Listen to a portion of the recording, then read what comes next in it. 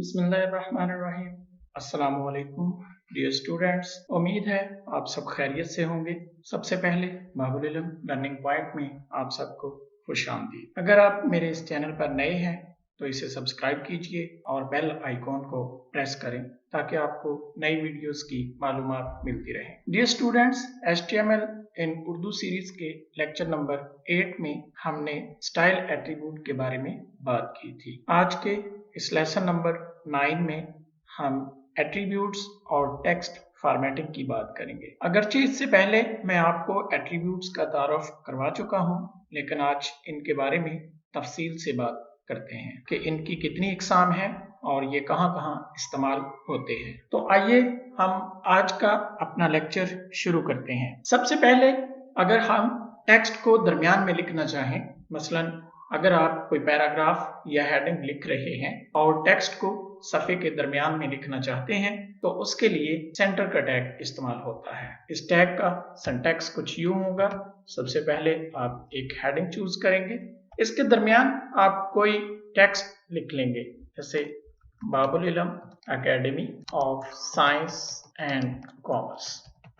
अभी चूंकि हमने इस टेक्स्ट को अलाइन नहीं किया है, हम इस कोड को सेव करते हैं और रन करके देखते हैं। आज हमारा लेक्चर नंबर 9 है, हम इसको लेक्चर नंबर 9 से सेव कर लेते हैं और इस कोड को हम रन करके देखेंगे। रन पे क्लिक करें, लॉन्च इन क्रोम करें। आप देख सकते हैं बाबुल इल्म academy of science and commerce लिखा हुआ आपके सामने नजर आ रहा है। अगर आप इस टेक्स्ट को सेंटर अलाइन करना चाहते हैं तो आप अलाइन का एट्रीब्यूट इस्तेमाल करेंगे जिसकी वैल्यू सेंटर होगी। आप इसको सेव करें और रीलोड करेंगे पेज को तो आप देखेंगे कि आपका टेक्स्ट सेंटर अलाइन हो चुका है। अगर आप एक पैराग्राफ लिखना चाहते हैं और उसका टेक्स्ट भी अलाइन सेंटर करना चाहते हैं तो आप उसका टेक्स्ट भी सेंटर अलाइन कर सकते हैं। यहाँ पे आपने वो पैराग्राफ लिखेंगे जो हम यहाँ से कॉपी कर रहे हैं। इस पैराग्राफ को यहाँ से #p से क्लोज कर देते हैं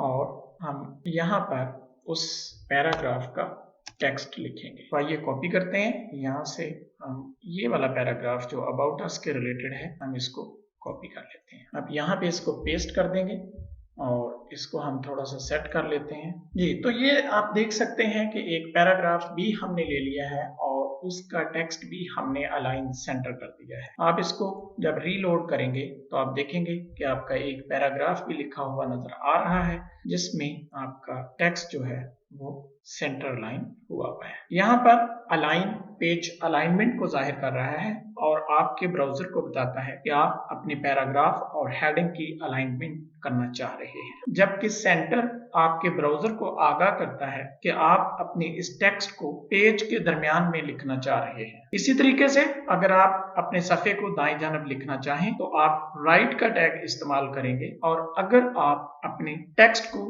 बाएं जानब लिखना चाहें तो आप लेफ्ट का टैग इस्तेमाल करेंगे। अगर आप राइट का टैग इस्तेमाल करते हैं तो आपका टेक्स्ट राइट साइड से सीधा नजर आएगा और अगर आप लेफ्ट का टैग इस्तेमाल करते हैं तो आपका टेक्स्ट लेफ्ट से बिल्कुल सीधा नजर आएगा। यहाँ पे हम देखते हैं, इसी कोड को हम कॉपी करते हैं और कॉपी करने के बाद इसको दोबारा से पेस्ट कर देते हैं। यहाँ पे हम अलाइन राइट लिखेंगे और उसकी वैल्यू हमने राइट लिख दी है। यहाँ पर भी हम उसकी वैल्यू राइट लिखेंगे उस एट्रीब्यूट की और इस कोड को सेव करने के बाद दोबारा से हम ब्राउजर पे जाकर उसको रीलोड करेंगे। आप देखें कि आपका जो पहला टेक्स्ट था वो आपका हेडिंग और टेक्स्ट दोनों सेंटर अलाइन है, जबकि अगर आप दूसरे टेक्स्ट यानी दूसरी हेडिंग और पैराग्राफ को देखें तो वो राइट साइड से अलाइन नजर आ रहे हैं, जबकि आप लेफ्ट साइड से देख सकते हैं कि वो अलाइन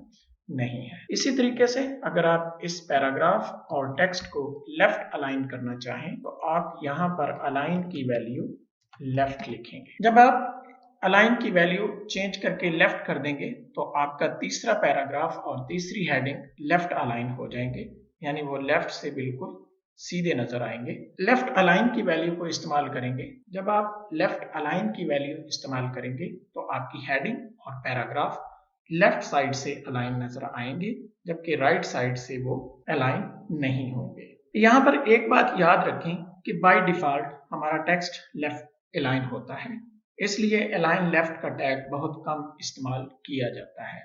यानी अगर आप इस लेफ्ट अलाइन टैग को खाली छोड़ दें, आप इसमें अलाइन ना लिखें, तब भी आपका ये टेक्स्ट अलाइन लेफ्ट ही नजर आएगा। आप देख सकते हैं आपके टेक्स्ट में रीलोड करने से कोई फर्क भी नहीं पड़ा, जबकि हमने उस टैग में अलाइन नहीं लिखा हुआ। आप ऊपर वाले टेक्स्ट में देख सकते हैं अलाइन राइट लिखा हुआ है, जबकि यहाँ पर हमने उस टैग को खाली छोड़ दिया है। आइए इससे आगे बढ़ते हैं और अब हम टेक्स्ट फॉर्मेटिंग की बात करते हैं। बाज़ औक़ात हम जब टेक्स्ट लिख रहे होते हैं तो उसमें कुछ अल्फाज ऐसे होते हैं जिन्हें हम यूजर को वाज़े करके दिखाना चाहते हैं। जैसा कि अगर आप इस टेक्स्ट में देखें तो आपको दो नाम नजर आ रहे हैं और मैं चाहता हूं कि ये नाम यूजर को वाज़े तौर पर नजर आए। तो इसके लिए हमें टेक्स्ट को फॉर्मेट करना होगा और हम टेक्स्ट फॉर्मेटिंग इस्तेमाल करेंगे। फॉर्मेटिंग एलिमेंट्स खास किस्म के टेक्स्ट को डिस्प्ले करने के लिए डिजाइन किए गए हैं, जैसा कि bold, strong, italic, emphasise, mark, insert, small, del, superscript और सबस्क्रिप्ट। अगर आप टेक्स्ट को वाज़े करके दिखाना चाहते हैं, जैसा कि मैं ये दोनों नाम वाज़े करके दिखाना चाहता हूं, तो आप बोल्ड या स्ट्रॉन्ग का टैग इस्तेमाल करेंगे। बोल्ड और स्ट्रॉन्ग टैग के दरमियान लिखा गया टेक्स्ट ब्राउजर पर नॉर्मल टेक्स्ट से बड़ा और वाज़े नजर आएगा। वैसे यहाँ पर मैं अगर बोल्ड का टैग इस्तेमाल करता हूं तो आप देखेंगे कि बोल्ड किया गया हुआ टेक्स्ट जब हम उसको सेव करके ब्राउजर पर रन करेंगे तो वो वाज़े नजर आएगा। आप देख सकते हैं यहाँ पर आपको ये वाला टेक्स्ट वाज़े तौर पर नजर आ रहा है। इसी तरीके से अगर मैं इस टेक्स्ट को भी स्ट्रॉन्ग या बोल्ड डिस्प्ले करवाना चाहूं तो मैं इन दोनों टैग में से किसी एक का इस्तेमाल करूंगा। स्ट्रॉन्ग के दरमियान लिखा गया टेक्स्ट भी बोल्ड ही नजर आता है। आप इस टैग को यहाँ पर इस्तेमाल कर सकते हैं और ब्राउजर को रीलोड करते हैं। इन दोनों में इतना ज्यादा फर्क नहीं है, यानी अगर आप अपने टेक्स्ट को नॉर्मल टेक्स्ट से वाज़े और बड़ा डिस्प्ले करवाना चाहते हैं तो आप बोल्ड या स्ट्रॉन्ग का टैग इस्तेमाल करेंगे। इसी तरीके से अगर आप अपने टेक्स्ट को इटैलिक फॉर्म में डिस्प्ले करवाना चाहते हैं, इटैलिक से मुराद थोड़ा तिरछा टेक्स्ट होता है, तो आप आई का टैग इस्तेमाल करेंगे। चलिए इसके लिए भी हम देखते हैं। अगर हम बाबुल इल्म एकेडमी को इटैलिसाइज करना चाहें, यानी थोड़ा सा हम चाहते हैं कि तिरछा नजर आए, तो यहाँ पर हम आई का टैग इस्तेमाल करेंगे, जिसका मतलब इटैलिक होता है। आई टैग के दरमियान लिखा गया टेक्स्ट इटैलिक नजर आएगा। ब्राउजर इसको थोड़ा तिरछा करके दिखाएगा। अभी हम चलते हैं, इसको सेव करते हैं और ब्राउजर पर जाकर इस टेक्स्ट को देखते हैं। तो आप देखें कि यहाँ पर ये टेक्स्ट आपको तिरछा नजर आ रहा है। आई टैग का इस्तेमाल अक्सर किसी तकनीकी इस्तिलाह की निशानदेही, किसी दूसरी जुबान का टेक्स्ट, किसी ख्याल या फिर किसी खास चीज का नाम लिखना हो तब इस्तेमाल किया जाता है, जैसे किसी जहाज वगैरह का नाम, या जैसे मैंने बाबुल इल्म academy of science and commerce को इटैलिसाइज किया। इसका मतलब हम इन चीजों को वाज़े करके दिखाना चाह रहे होते हैं, इसलिए हम ऐसे टैग इस्तेमाल करते हैं। फॉर्मेटिंग वो टेक्स्ट को अट्रैक्टिव और डायनामिक बनाती है, इसलिए हम HTML फॉर्मेटिंग इस्तेमाल करते हैं। कुछ अल्फाज ऐसे होते हैं जिन्हें स्क्रीन रीडर जोर देकर पढ़ता है, तो ऐसे अल्फाज की वजाहत के लिए हम EM यानी एम्फसाइज का टैग इस्तेमाल करते हैं। इस टैग के दरमियान लिखा गया टेक्स्ट ब्राउजर में थोड़ा तिरछा यानी इटैलिक नजर आता है। ये भी बिल्कुल उसी तरीके से नजर आता है जैसा हमने इटैलिसाइज में देखा। अभी हम चलते हैं और हम दूसरे पैराग्राफ के शुरू में EM के टैग को वाज़े करके यानी एम्फसाइज करके लिखते हैं। इसको सेव करेंगे। जब हम ब्राउजर को रीलोड करेंगे तो आप देखेंगे कि यहाँ पर ये टेक्स्ट थोड़ा तिरछा नजर आ रहा है, तो इस टेक्स्ट को स्क्रीन रीडर थोड़ा जोर देकर पढ़ेगा, क्योंकि हमने यहाँ पर एम्फसाइज का टैग इस्तेमाल किया है। अगर आप टेक्स्ट को नॉर्मल टेक्स्ट से थोड़ा छोटा करके लिखना चाहते हैं तो आप स्मॉल का टैग इस्तेमाल करते हैं। फॉर एग्जाम्पल यहाँ पर अगर हम इस टेक्स्ट को छोटा करके लिखना चाहें तो स्मॉल टैग के दरमियान लिखेंगे। अभी हम यहाँ पर आपको इसकी एग्जाम्पल बता रहे हैं। आप देखें कि यहाँ पर हम इसको स्मॉल टैग के दरमियान लिखेंगे, और अगर हम इसी तरह इस टेक्स्ट को भी स्मॉल यानी छोटा करके लिखना चाहें, नॉर्मल टेक्स्ट की निस्बत ये थोड़ा छोटा नजर आएगा, तो आप यहाँ पर स्मॉल टैग का इस्तेमाल कर सकते हैं। यहाँ पर देखें रीलोड किया हमने ब्राउजर को। अगर आप इस टेक्स्ट को देखेंगे तो ये दिखने में आपको थोड़ा बड़ा नजर आ रहा है, जबकि अगर आप इस टेक्स्ट को देखेंगे तो ये नॉर्मल से थोड़ा छोटा नजर आ रहा है। इतना ज्यादा फर्क नहीं होता। आगे बढ़ते हैं। बाज़-औक़ात हम अपनी किताब में चंद अहम पैराग्राफ या पैराग्राफ के कुछ हिस्से को हाइलाइटर की मदद से हाईलाइट कर देते हैं। अगर आप चाहते हैं कि आपका टेक्स्ट ब्राउजर पर कुछ इस अंदाज में नजर आए, तो आप इस टेक्स्ट को मार्क के टैग के दरमियान लिखेंगे। हम तीसरे पैराग्राफ में चलते हैं और इस पैराग्राफ को हम हाईलाइट कर देते हैं।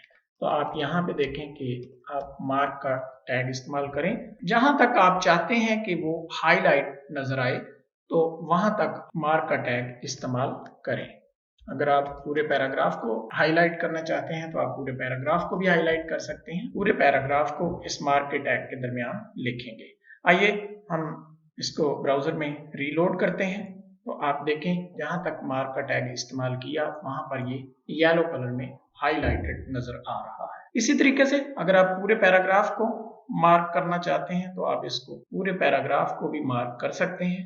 आप इसको यहाँ पर सेव करें और आप इसको रीलोड करें तो आपका ये पूरा पैराग्राफ हाईलाइट हो चुका है। बाज़-औक़ात कुछ अल्फाज के ऊपर एक लाइन लगा देते हैं ताकि हमें ये पता चल सके कि ये अल्फाज टेक्स्ट का हिस्सा नहीं है और इन्हें नहीं पढ़ना है। बिल्कुल इसी तरह हम HTML में भी कुछ ऐसे अल्फाज हैं जिन्हें हम चाहते हैं कि वो हमारे टेक्स्ट का हिस्सा रहें, लेकिन हम इन्हें रीडिंग करते वक्त ना पढ़ें। हम ऐसे अल्फाज के लिए डेल का टैग इस्तेमाल करते हैं। इन अल्फाज को दर हकीकत हम डिलीट कर चुके होते हैं, लेकिन ब्राउजर इन पर एक लाइन लगा देता है, वो इन्हें डिस्प्ले करवाता है, लेकिन उनके ऊपर एक लाइन लगी हुई होती है। अगर हम पहले पैराग्राफ में जाएं, अगर हम इस टेक्स्ट को डिलीट करना चाहें तो हम यहाँ पर डेल का टैग इस्तेमाल करेंगे, यानी इस टेक्स्ट को जिसको आप डिलीट करना चाह रहे हैं उसे डेल के टैग के दरमियान लिखा जाएगा। आप सेव करेंगे और इसको रीलोड करेंगे तो आप देखें कि यहाँ पर इस टेक्स्ट के ऊपर जिसको हमने डिलीट करना चाहा था उसके ऊपर एक लाइन लगी हुई आपको नजर आ रही है। इसे स्ट्राइक थ्रू कहते हैं। आपने इस टेक्स्ट को स्ट्राइक थ्रू कर दिया है। ऐसे अल्फाज जिन्हें हम डिलीट कर देते हैं लेकिन हम इनकी जगह कोई और अल्फाज शामिल करना चाहें तो हम इंसर्ट का टैग इस्तेमाल करते हैं। यानी अगर आपने ये अल्फाज डिलीट कर दिए हैं लेकिन चूंकि इनकी जगह पर कोई और अल्फाज आप लिखना चाह रहे थे और आप वो अल्फाज लिखना चाह रहे हैं, तो आप उनके लिए इंसर्ट का टैग इस्तेमाल करेंगे। जैसे यहाँ पर हम दोबारा से जाते हैं अपने कोडिंग की तरफ और यहाँ पे INS यानी इंसर्ट का टैग इस्तेमाल करते हैं। तो हम लिखते हैं पंजाब ग्रुप ऑफ कॉलेजेस। आप इंसर्ट के टैग को क्लोज करें और आप इसको सेव करने के बाद जब ब्राउजर में रीलोड करेंगे तो आप देखेंगे कि उसके आगे पंजाब ग्रुप ऑफ कॉलेजेस लिखा हुआ नजर आ रहा है। ऐसा टेक्स्ट जिसको हम इंसर्ट करते हैं, ब्राउजर आमतौर पर इन अल्फाज के नीचे एक लाइन लगा देता है, यानी उस पूरे टेक्स्ट को वो ब्राउजर अंडरलाइन कर देता है। आप देख सकते हैं यहाँ पर आपका जो टेक्स्ट है वो आपको अंडरलाइन नजर आ रहा है, यानी पंजाब ग्रुप ऑफ कॉलेजेस जो लिखा था हमने वो अंडरलाइन हो चुका है। तो इसका मतलब ये है कि ये टेक्स्ट हमने इंसर्ट किया है इस टेक्स्ट की जगह पर, यानी सेंट्रल ग्रुप ऑफ कॉलेजेस की जगह पर हमने पंजाब ग्रुप ऑफ कॉलेजेस शामिल किया है। इसके बाद हम सुपरस्क्रिप्ट और सबस्क्रिप्ट की बात करेंगे। आपने अक्सर देखा होगा कि बाज वैल्यूज ऐसे लिखी जाती हैं जिसमें हम पहले एक वैल्यू और फिर उस वैल्यू की पावर लिखते हैं।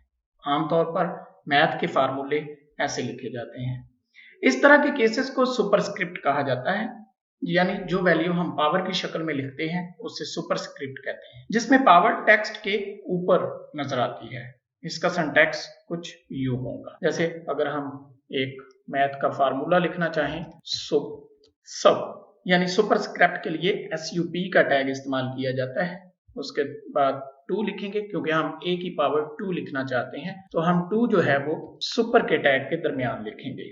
इसी तरह हम -b लिखेंगे और b के बाद हम b की पावर 2 लिखना चाहते हैं, तो उसे सुपर के टैग के दरमियान लिखा जाएगा। और चूंकि ये फार्मूला इक्वल है a प्लस b, हम इस फार्मूले को कंप्लीट कर देते हैं यहाँ पर a माइनस b के। तो जब आप इसको सेव करके अपने ब्राउजर में रन करेंगे तो आपको ये फार्मूला कुछ इस तरीके से वाज़े तौर पर नजर आएगा। आप देख सकते हैं a की पावर 2 माइनस b की power 2 is equal to a plus b into a minus b। तो जब हम कोई मैथ का फार्मूला या कोई ऐसा टेक्स्ट जिसकी हम पावर डिस्प्ले करवाना चाहें, सॉरी हमने यहाँ पर p का टैग क्लोज नहीं किया, तो हम सुपरस्क्रिप्ट का टैग इस्तेमाल करते हैं। सबस्क्रिप्ट आमतौर पर वो वैल्यू होती है जिसे हम टेक्स्ट के नीचे बेस के तौर पर लिखते हैं।